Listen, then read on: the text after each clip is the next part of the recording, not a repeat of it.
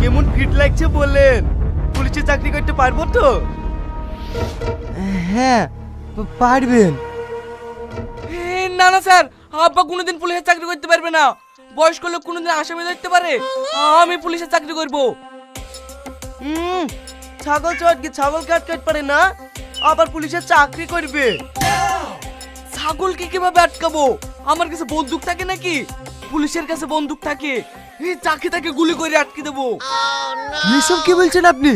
আমি যদি আপনাকে চাকরি দিই, আপনি তো রাস্তাঘাটে কাউকে বার হতে দেবেন না, যাকে তাকে গুলি করে মেরে দেবেন। ঠিক বলেছেন আপনি। ও মাথা মোটা, যাকে থেকে গুলি করে দেবে। আমার স্বামী মরিছে, আমি চাকরি নেব। বাবা, মেয়ে ছেলেকে কেউ ভয় করে নাকি তাই চাকরি লিবা? দেওর, মেয়েদেরকে কমজোরি ভাবো না। এই রাজ্য যে চালাচ্ছে সেও একটা মেয়ে। তোমরা কেউ খাঁচাবাচা করো না তো। আমার ছেলে মরে গেছে, আমি চাকরি করব। আপনি চাকরি করবেন সস্তা নাকি? আমার স্বামী মরে গেছে, আমি চাকরি করব। আমার ভাই মরে গেছে, আমি চাকরি করবো না। আপনারা চুপ করেন। কালকে ইন্টারভিউ নেব, যে পাস করবে তাকে চাকরি দেব। এই চ।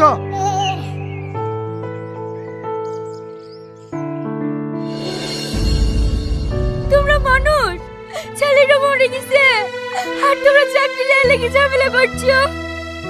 তাই তো রে বাবজি গো, তুই কমে গেলি। ও বাবজি,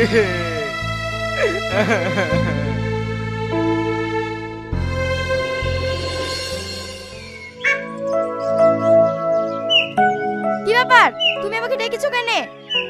আমি তোমাকে বিয়ে করতে চাই। যখন আয় বড় ছিল তখন তুমি আমাকে বি করোনি, আর এখন তুমি বি করবা। তোমার ব্যাপারটা কি বলো তো? ব্যাপারটা কিছুই না।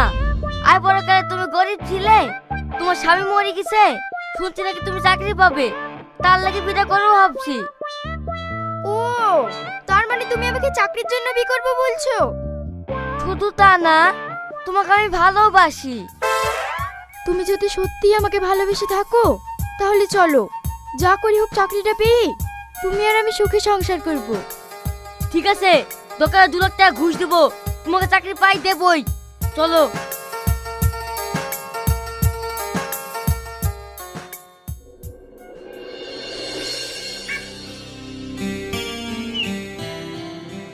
আপনারা সব প্র্যাকটিস করছেন?